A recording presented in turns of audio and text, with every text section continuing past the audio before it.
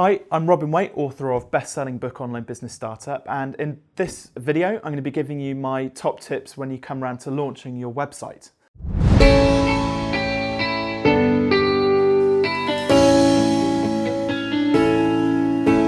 So my first tip is not to rush the process of launching a website or leave it to the last minute.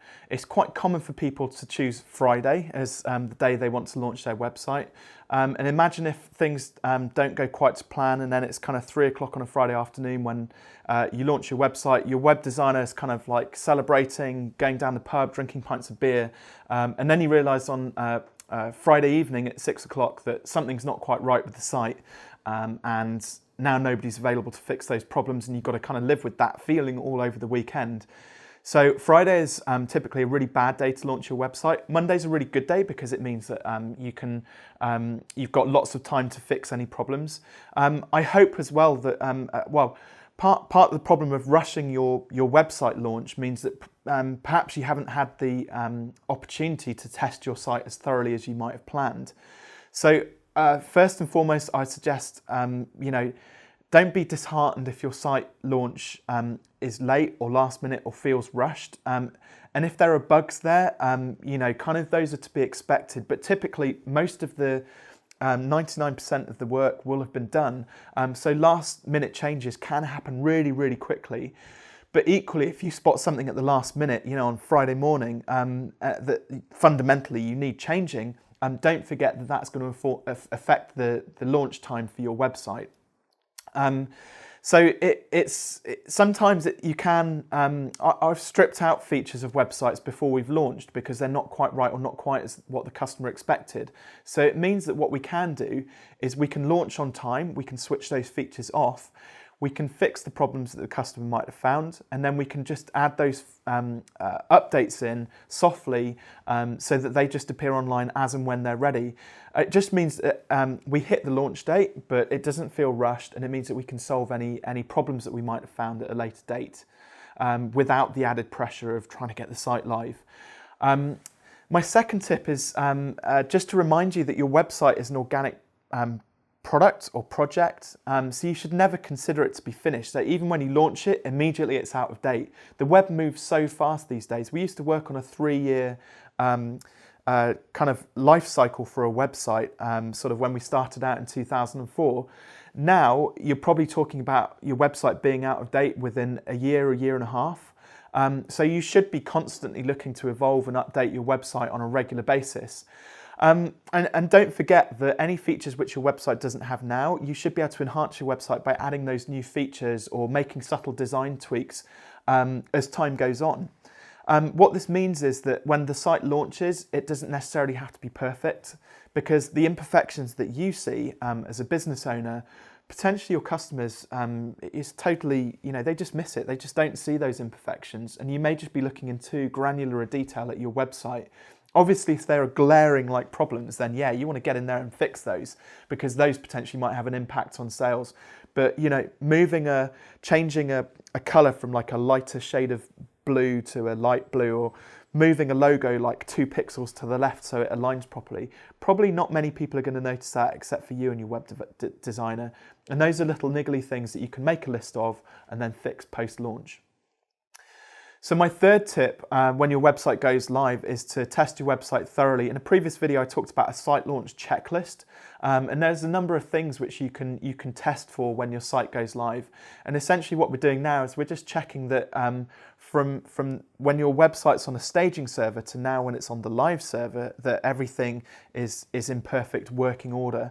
And just to give you a few examples of this off the checklist, so you want to make sure that all of the pages are working. So when you click through the nav, every single one of the pages is working and there are no 404 errors or page missing errors. Make sure that there are no broken links or missing images on your website, so that there are none of those placeholder images with the little tiny image icon in it.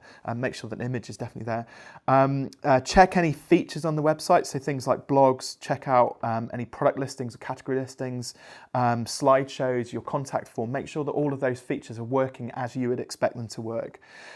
Make sure that when you submit a contact form, the email is definitely getting through to you. Also check that Google Analytics is installed on your website. Test your website on a number of different browsers and devices. So your website's going to look different on an iPhone, it's going to look different on an iPad, it's going to look different on a Mac, on a PC, on a laptop, on different screen resolutions and screen sizes. So as many devices as you've got access to, test it on those. And there's also a few online resources where you can plug your domain name in, and it gives you screenshots of what the website looks on all sorts of different devices as well. Make sure that your website is configured correctly for search engines. So install Google Search Console onto your website. It used to be called Webmaster Tools. Make sure that social media icons are linked up correctly. Make sure that, for example, your Twitter feed is updating on, as you tweet.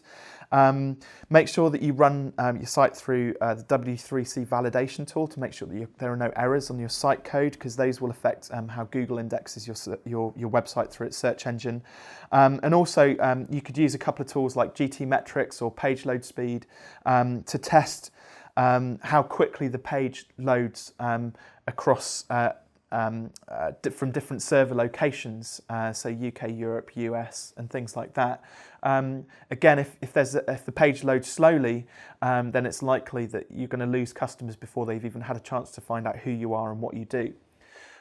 So my fourth tip is based around Google's how Google works. Essentially, Google's PageRank is based on trust. So the longer your website's been live and in existence, then the more Google trusts you. So it's really important that if you've got a big project that you're developing and it's going to take 4 or 6 months to go live, that potentially what you might want to do is get a holding page up immediately from day 0, so that Google has at least something to index, so that when your full site goes live, you've already built up 4 or 6 months worth of trust with Google. And what this does, it just gives you a bit of a head start when it comes to optimizing your site and your content from a search engine perspective. So just to summarize those key points, don't rush your website launch or leave it till the last minute, because that's going to cause you problems and panic and stress. So just make sure that you give yourself realistic timescales to launch your website in. Make sure that, or just remember that your website is an organic product, so don't ever consider it to be finished. The moment it launches, it's kind of already out of date and you're going to be constantly adding features to it. So if you don't get features in for launch, you can always add them in afterwards. Test your website thoroughly using a multitude of different tools, and make sure you've got a website checklist, or email me for that checklist. I'll be happy to send it through to you for the one which we use. And then finally, just remember that Google's PageRank is based on trust. So the longer your domain and your website's been live for, the better that trust and your organic search engine optimization PageRank is going to be. So if your website's not quite ready, make sure you put a holding page up there so Google can start to build up that trust.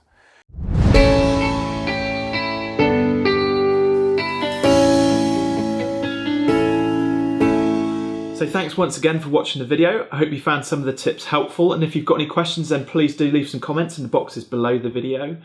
If you want to be informed about any future videos which I upload, then please click here to subscribe. And then finally, if you haven't already, head on over to Amazon using this button just here to buy the book, Online Business Startup. Thanks for watching. I'm Robin Waite.